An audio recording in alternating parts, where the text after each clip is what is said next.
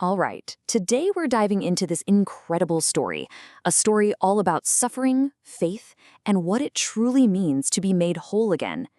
And it all comes down to a single, quiet touch that changed absolutely everything. 12 years. Just let that number sink in for a second. That's how long the woman in our story was suffering. Can you imagine? For over a decade, every single day was defined by this condition. That is just a staggering amount of time to live with any kind of pain. But here's the thing. Her problem wasn't just physical, not even close. Under the law at the time, her condition made her ceremonially unclean. And what did that mean? Well, it meant she was completely cut off from everyone and everything. She couldn't go to the temple to worship. She couldn't live a normal life with her family. She couldn't even be touched. It was basically a sentence of total, heartbreaking isolation. So let's really dig into that. What was the true cost of those 12 years? Because the loss she experienced went so much deeper than just her physical health.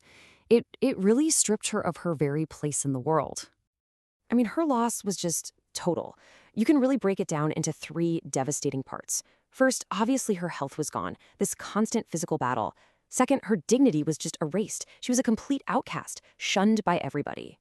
And finally, her hope was completely gone. She had tried everything, gone to every doctor, but nothing worked. In fact, things were only getting worse.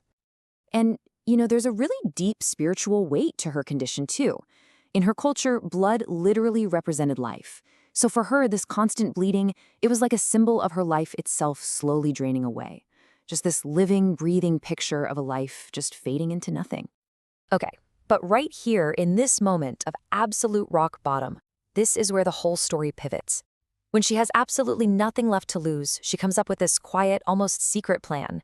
This is that moment where her faith pushes her to act, even though she must have been terrified. And this was the single thought that drove her forward. It wasn't some loud prayer or a big public plea for help. No, it was this really personal, internal declaration of faith. She just believed deep down that if she could make the smallest possible contact with Jesus, that would be enough. That would change everything. And just look at how simple and honestly how fearful her plan was. The idea was stay behind him, stay quiet, use the crowd as cover, and then just reach for the very edge of his cloak. See, she wasn't trying to make a big scene. It's almost like she was trying to steal a blessing, hoping to go completely unseen and unnoticed. And her story really shows us something universal, doesn't it? I mean, how often do we feel like we're not worthy of asking for help? We feel too messy, too broken. Just like this woman, sometimes our faith doesn't start with some big, bold confidence. It starts with a quiet, desperate hope for just a little bit of grace. So she does it. She acts on that hope. She reaches out, she touches his cloak, and instantly she feels it. The healing is immediate. But what happens next is what transforms this from just a private cure into a massive public restoration. Jesus just stops right in the middle of this huge, pressing crowd where everyone is bumping and shoving him. He asks this one question. And it's a question that just cuts through all the noise, all the chaos, searching for one specific person. And this is where you see these two totally different perspectives, right? To the crowd, to his disciples, it was just an accidental bump in the street. Of course someone touched him. But for Jesus, it was something else entirely. He felt a purposeful touch, a touch of faith that was actively drawing power from him. So why even ask the question? Why stop everything? Because he wasn't just interested in fixing a physical problem. He wanted to meet her. He wanted to restore not just her body, but her name, her dignity, her place back in her community, her entire identity. And this brings us to the emotional climax of the entire story. The woman comes forward, trembling, absolutely terrified, and in that moment of public vulnerability, her whole world is changed by a single word. I mean, let's just remember who she was only seconds before this moment. She was anonymous, just another face in the crowd. She was an outcast in her own society. And for 12 long years, her single defining label was unclean. And then Jesus speaks. And he doesn't call her woman. He doesn't call her the healed one. He calls her daughter. With that one word, he just erases 12 years of shame. He gives her a new name, a new status, a new relationship. He brings her into the family.